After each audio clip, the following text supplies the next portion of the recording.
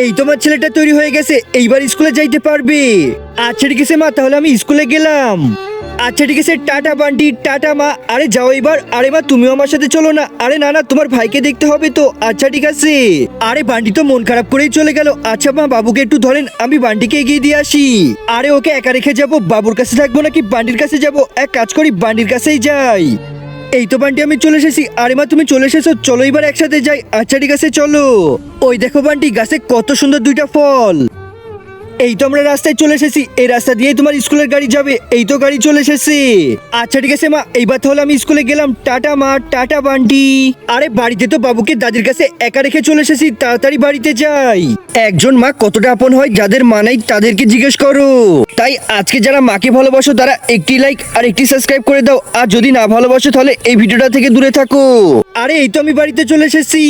এই তো আমার ছোট্ট বাবুটা, মা চলে এসেছে, আর কান্না করে না।